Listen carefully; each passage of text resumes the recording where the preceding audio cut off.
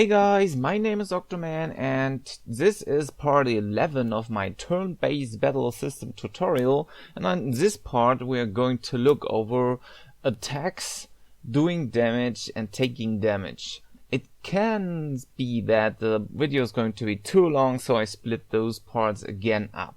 In the last part we were able to sort out things like the base classes, and also we added some selectors to our enemy. So let me just show you just a second what we have done. So our bars still fill up, and then when we are able to attack, we are able to select one of those enemies, enemy 1, enemy 2. Then this little selector sign will just show up, and when we click this one, it will be attacked when the hero is going to be able to do that, and then all of that stuff will repeat. For going to do actual attacks and damage, we have several possibilities again. I show you one way, and later on we may go over and do stuff different. In the last part we also were creating some folders. In this case I have in my scripts folder an attacks folder, and what I go and do is I create a new C# script for this one. I'm going to call this one base attack.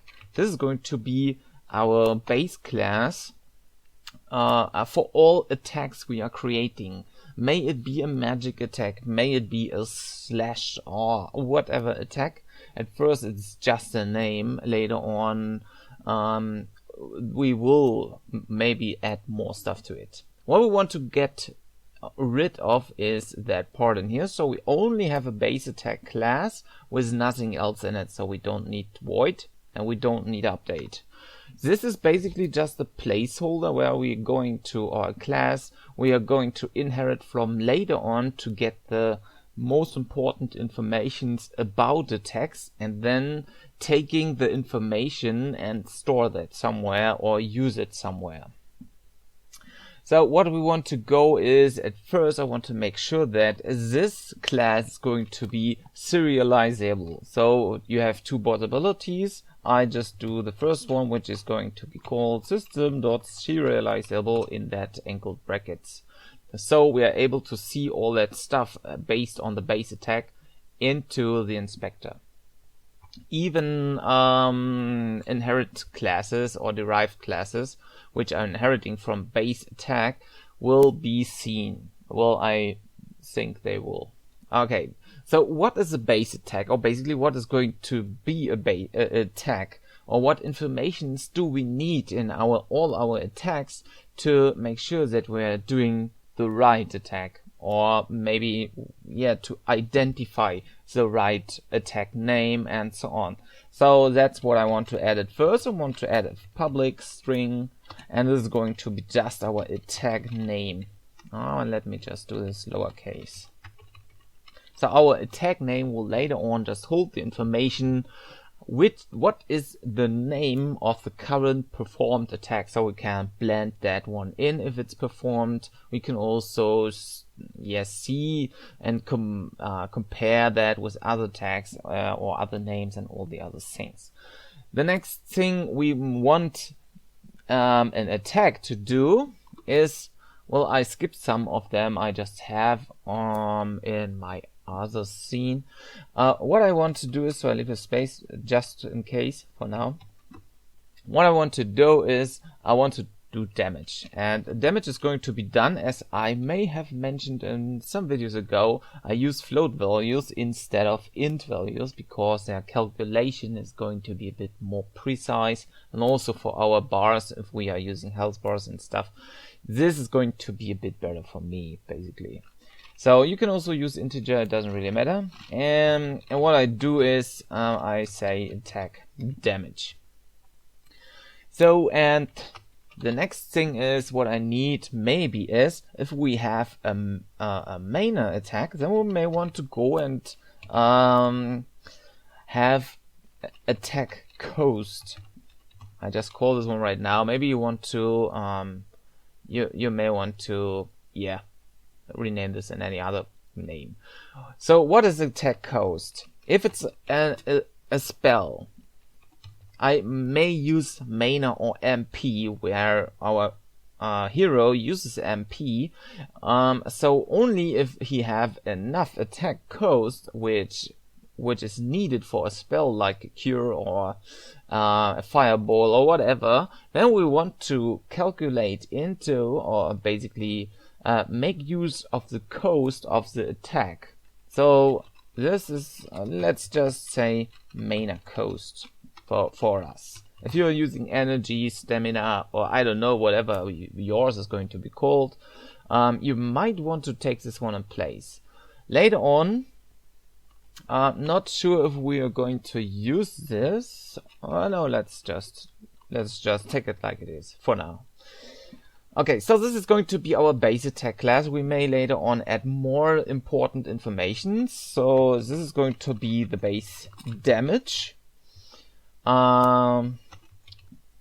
are using, and need to calculate the actual output damage or outputted damage. So if we have a base attack or basic attack, or maybe a slash can have a basic attack of 15 maybe. So it will do 15 damage, but if the player is, I don't know, level 10, then this is going to be added depending on the level, for example. Also, we can do other things. If it's a melee attack, I'm not sure if I go and input that stuff into base attack too, when we're using types. We may later on go over and use types for this. So if it's a melee attack and you have maybe stamina on whatever your level is, then you can do calculations. So we say we are level 10 and we have a stamina of oh no, what do we need? I don't know, whatever stats we have. Oh, we could have. So we need to go into our base class and just check this one out. Intellect, agility. Yeah, let's say we have stamina. So if we have stamina of maybe 35, no idea why, but we have a stamina of 35. We can calculate all that stuff together to get any damage output. So it's going to be maybe the base damage, and then we can say plus, and then we can calculate this depending on the level times or divided by the stamina, or anything you like, or anything which fits you. So this is just an example. This is maybe not what we are going to take. Since we can calculate this one pretty easily with just a calculator. So we can say we have a base damage of 10 and we add the level divided by stamina. If we were level 10 and we divide that by the stamina, we would have that. So as you can see, this is not really what we want. So maybe we want to add in some other values.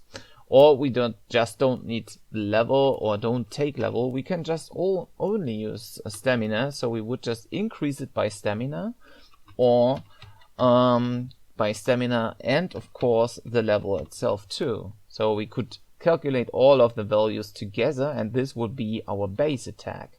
That means if open again. Where is it? That means I know it's dumb, but okay, 15 plus 10 plus 35 would be 60. So we would have a damage output of 60. So this way we are able to calculate our damage in any way we want. And we can use a lot of aspects into that one too. If we're using fire and we're weak to fire, then we can add this one too. So yeah, the base damage does not have anything to do directly with the output damage. So this is what we're going to calculate later on. When we are at the state of calculate the damage and doing the damage. Okay, so let's keep it as it is for now. This is going to be just a name, as I have said.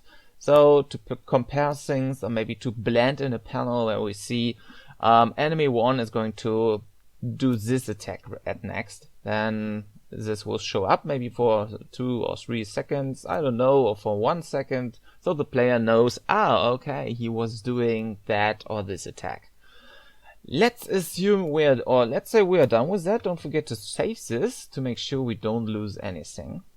And now we can, in our attacks folder, we can create several new folders, maybe a magic attacks folder. Yeah, that's funny. Can I give me a sec to fix that? Magic attacks, and maybe we can also say melee attacks. That's basically what we all would take. We could also go and use skills as in Final Fantasy 6 skill attacks. A skill attack is something like a special crossbow attack, or I don't know, something what has nothing to do directly with that, but can be learned over time or in your game itself. So let's start with melee attacks, or a melee attack in this case. I'm gonna rename this to attacks, because there are more of them maybe. So those attacks will be used, depending on what we set them, by the enemy and by the heroes, or we are able to use them anywhere, because we are going to inherit from base attack anytime. So again, let's go into melee attacks and create a new C# script in this case, and we call this one just stunned attack. Oh no, let's give it a name, a slash. So we can create a lot of those things. We can make a slash. We can also create a hammer, swing attack, and so on and so forth. It doesn't really matter how we name those. We just later on need to set everything up as we want to. We may rename those scripts later on. What we want to do with that attacks we just created, that slash attack and of course a hammer swing. Let's just ignore hammer swing for now. Let's just do the slash. So what we want to do is we don't want to inherit from mono behavior, but from the base attack class we were just creating. And we for now go and get rid of start and update. We don't need those. We just need to set different parameters we were just inheriting from base attack. Let me just close all of that. So we want to inherit attack name, attack damage, and attack cost. So we can easily set those things up, and use them. So what we can say is, we need to at first create a public class, or basically it's not a class, it's going to be, I don't know how this is called. Don't worry, I'm going to explain this in just a second. What we do is we create this. This needs to be the same name of that. So all we are doing in here, we populate basically the slash class like this. So we say public slash and then those brackets in here. What we can do right now when we are in that part, we can say just attack cost, attack damage, attack name, and can set them to fixed values. Let's start with the attack name. This is going to be a string, so we need to make sure that we of course type in a string and strings as strings. So this is going to be slash. Also we can you can name this whatever you want, and we can use this later on to show which is the next attack performed by whoever is using slash. So the next thing is the attack damage slash is going to be done normally, so in its base. So we can set slash to maybe 10.f or 10f. Don't forget this is going to be a float in my case, so make sure that you add float in there too. You again can also use integer, but later on you might go over and change all that values, or just cast them into integer or floats, depending on what they are. So I want to avoid this for now. So this is going to be the base damage of the slash attack. And of course we have attack cost. So attack cost is going to be equal to 0. Since we don't have any cost, we don't need mana to perform this slash attack. That's it for the first one. I could go over, save this one, and open up Hammer Swing. Hammer Swing is going to be the same.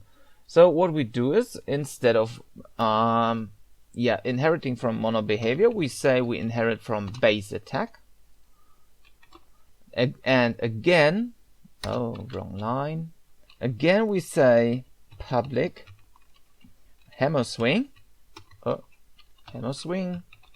Make sure you have no typos. Always. And we can do the same as we have done slash. So we can give a Hammer Swing a name. So we set this one. Attack name is going to be equal to, of course, it needs to be a string. So it's going to be Hammer Swing. And the line. Then the attack damage is going to be equal to, I don't know, maybe 15. Don't forget the F. And the last one was attack cost. And this is also not costing any mana. Gonna go and save this one. And there we go. So the base of that, the base of that is done. So we have two attacks we can choose from. And we have a base attack where we're inheriting from, which is already system.serializable, so serializable, visible, and savable, I believe. Yeah, that's it. Hammer Swing. Maybe you want to say it like that. Yeah, that looks okay. What we always can do, we can always go in here and add more stuff. Like if you're going to create a shop system where you want your player to buy an attack, maybe, or if they are reading a book, then you can always go in here and say you want to create a description for your item, or for, in this case, for your attack. So we can say this is going to be an attack description. So don't forget, you can, I believe there's a typo. Yeah, that looks better. So what you can do is you can describe the item within a string and basically print or show this one in a text element when you're reading a book, or when you're looking into an item, or when you have the possibility to tell the player what the base attack is and what the description is. Something like swing your hammer hard and powerful, I don't know, or whatever. So what you can say is, in here, attack description is going to be equal to, well, basically we don't need to, yes? Oh, and of course, don't forget to save base attack. Let's see why I get an error there in just a second. Attack description. Let me just copy this. Maybe there is a typo. I don't know. However, what I can say in here is this is a powerful hammer swing attack, and that's basically it. So you can add any values again, any description. You can also attack description. We can also add this one in here, so we can say fast slash attack with your, I don't know, weapon or sword weapon. Oh, yeah. So fast slash attack with your weapon. Okay, so now we have a description we can use anywhere. Also, again, inheriting from base class, from the base attack class, and we can use this anywhere. So what do we do with that? What we can do now is we can go into our, let's see, in our handle turn script. I didn't manage to bring this anywhere. And as you can see, the last time we were working in here, we want to know which attack is going to be performed. So we need to somehow bring this one into handle turn and use this to perform the right action, basically, or the right attack. What we can do is, in our handle attacks, we can say, let me just do it under that. We want to have a public. Then we go and take base attack. So we want to take a base attack, or something which is inheriting from base attack, basically. And we want to call this one, I don't know, choose attack or chosen attack. Chosen attack. So now we have access to all basic attack or to everything which is also inheriting from base attack, like slash and hammer swing, and later on, of course, more other attacks we are working around with. Maybe also stuff like magic attacks and stuff. So this should be now able, or we should now be able to populate handle turn when we are going through our battle state machine. Of course, also the enemy, which can currently automatically select what he's going to do, or which attack to choose from, or whatever. So what we want to go is I go into battle state, or into my state machines folder, into enemy state machine, and as you can see, he can choose already an action, which is he is creating a new instance of handle turn and passing in all informations randomly. So he chooses randomly any hero in the battle. He say who is going to be the attacker's target and object actually, and he's also populating the collect actions with handle turn.